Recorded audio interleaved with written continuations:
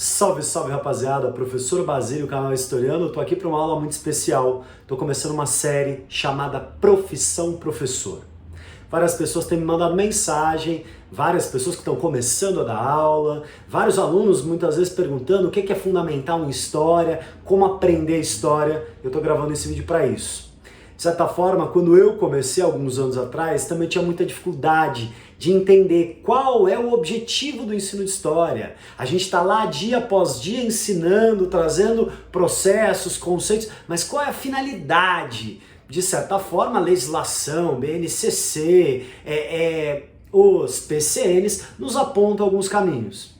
Mas ao longo dessa trajetória, eu precisei definir alguns objetivos de uma forma mais concreta para nortear um pouco o meu trabalho e eu estou apresentando isso para vocês. Só que não é a verdade, é apenas um relato de uma experiência que, na medida das possibilidades, tem sido bem sucedido.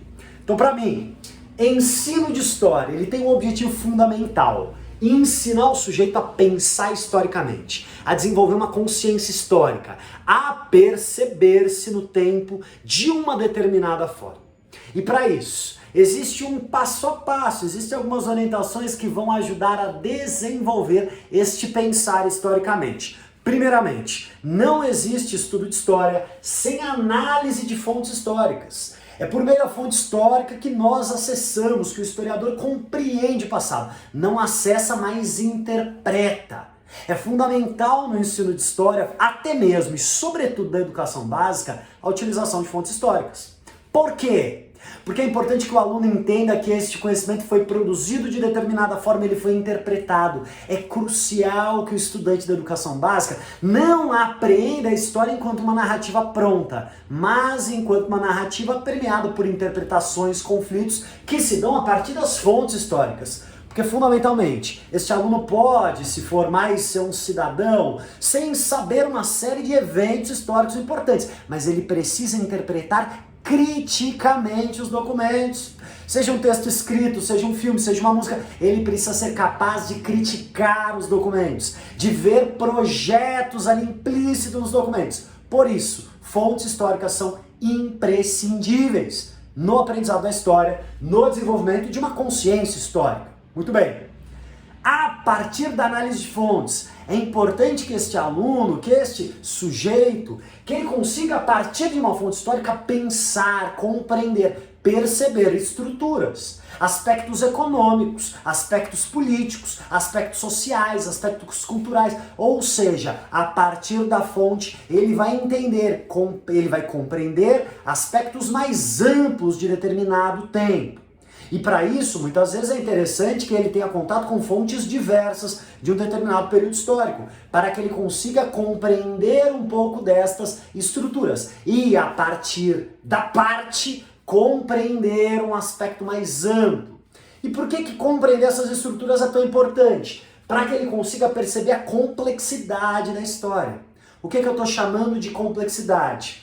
Compreender, vou usar um termo aqui que ele é equivocado, mas ele é didático. Compreender as várias causalidades, compreender como que os aspectos estão entrelaçados, compreender como que eu não separo aspectos econômicos de políticos, culturais e sociais, seja na história, seja na interpretação do presente e do contemporâneo.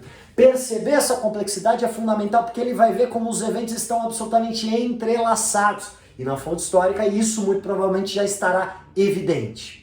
Mas ele precisa não apenas perceber a complexidade, mas também a simultaneidade.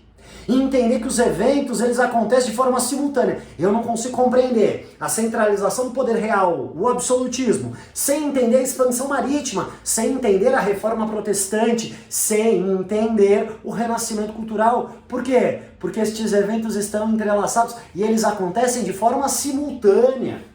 Não dá para estudar a Idade Média na cristandade ocidental sem entender o Islã e sem entender o Império Bizantino, porque estes eventos estão articulados. Não adianta eu separar a compreensão de Brasil da economia europeia e expansão, porque estes são eventos simultâneos. Da mesma forma que enquanto nós falamos, eventos das mais diferentes partes do mundo são simultâneos e estão em relação.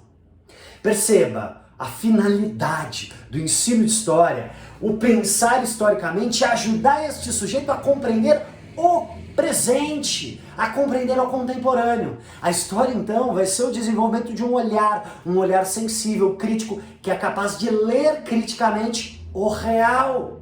Sigamos. Meus caros, perceber a complexidade e, isso aqui é fundamental, compreender a diversidade. Ou seja, compreender que existem diferentes formas de organização política, social, religiosa. Compreender que existem diferentes pensamentos e interpretações acerca dos eventos.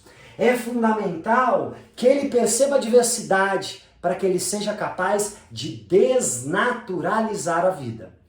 De entender que a vida que ele tem hoje, de entender que esta sociedade que vivemos, ela não é o suprassumo do processo histórico, ela é um tempo histórico como qualquer outro. Que ele seja capaz de desnaturalizar aquilo que, por estarmos tão acostumados e habituados ao nosso tempo, tratamos como natural, aquilo que é histórica e socialmente construído.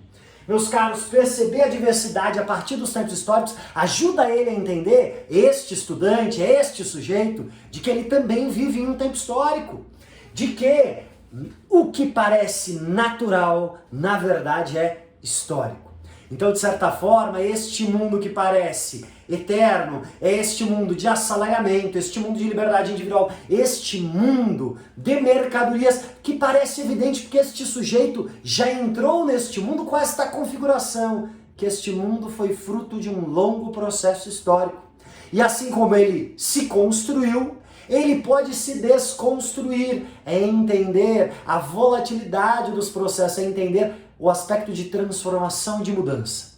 E por que isso é tão importante? Porque este sujeito precisa sair da sala de aula se compreendendo historicamente. Compreender que ele vive um tempo histórico. Que ele vive um tempo histórico que não nasceu pela vontade dos deuses, mas foi fruto de ações e de escolhas políticas humanas.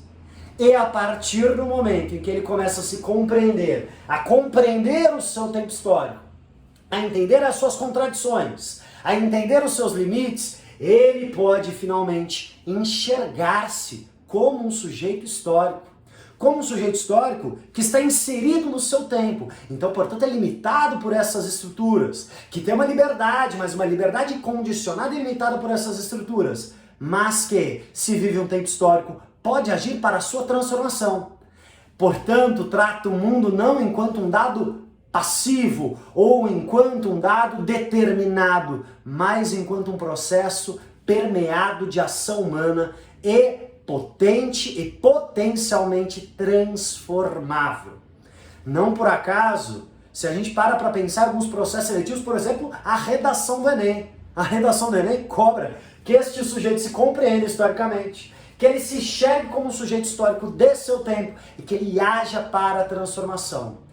Meus caros e caras, a história é uma ferramenta incrível de sensibilização deste olhar, porque ao olhar para o passado, ao olhar tempos históricos, nós sensibilizamos a nossa compreensão de olhar sobre o presente. Não significa que a história vai nos trazer resposta alguma, não se trata disso. Não é a história mestra da vida, não. O passado não nos ensina sobre o presente, mas a história sensibiliza o nosso olhar, para que nós, enquanto sujeitos históricos do presente, nós interpretemos este presente e nós possamos agir historicamente no nosso tempo.